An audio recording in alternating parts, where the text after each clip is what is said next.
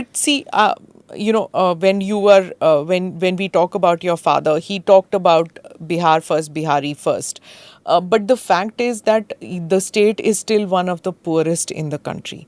It is not something, whether Nitish ji ho jaye, Lalu ji ho jaye, or your father, they all had these dreams. Now you are the next generation between you and Tejashwi. What is it that you are promising other than a slogan? How do you plan to change the state of Bihar? Because anybody thinks of Bihar, everybody thinks of poverty. Hai ki nahi? Crime That's right. and poverty. That's poverty. right. Okay, so I'll just take 5 minutes of yours Please. now to explain this, because I love talking about this, because Bihar first, Bihari first is something जिसको मैं जीता हूँ रोज़, and you know, वो मेरा सपना नहीं है, वो एक ऐसी हकीकत है जिसको रोज़ मैं देखता हूँ सामने, बस अब उसको इम्प्लीमेंट करना है, एग्जीक्यूट करना है.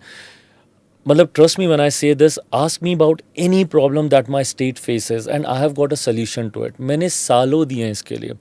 मैं दिल्ली में रहा, बम्बई में मैंने काम किया.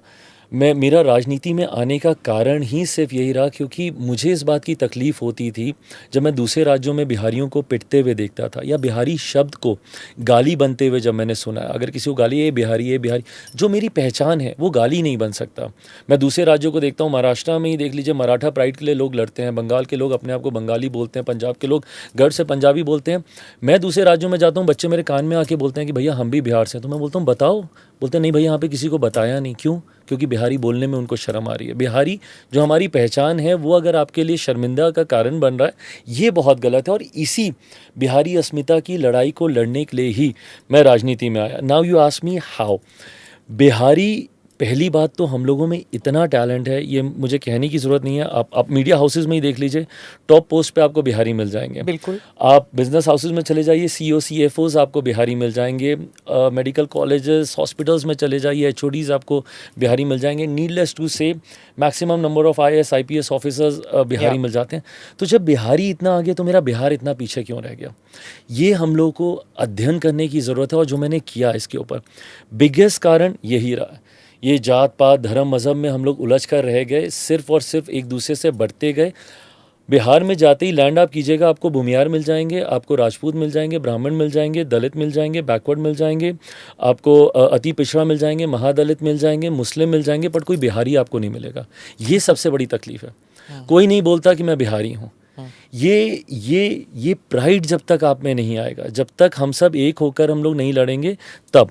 ये तो हो गया emotional part of it. Now the practical part of it. Bihar में मैं हमेशा मानता हूँ कि एक तरफ नहीं, आपको मल्टी डायरेक्शनल अप्रोच आपको करने की ज़रूरत है.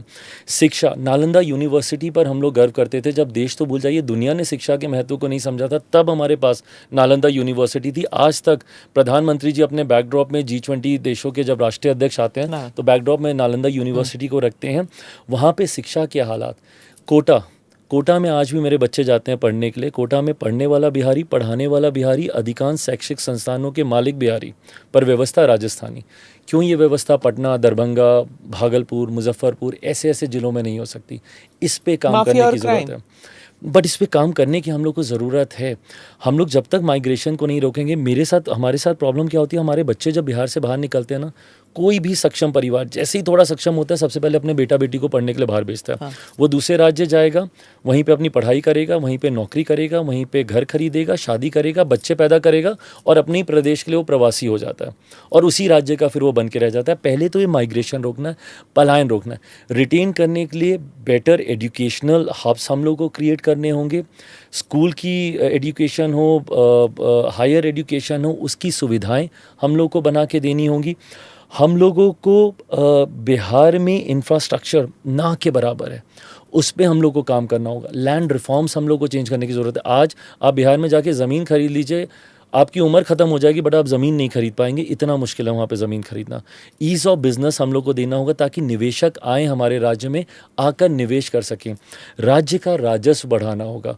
और हम लोग का तो राज्य इतना ब्लेस्ड है, मैं क्या बताऊँ. रिलीजियस टूरिज़्म की अनंत संभावनाएं हैं.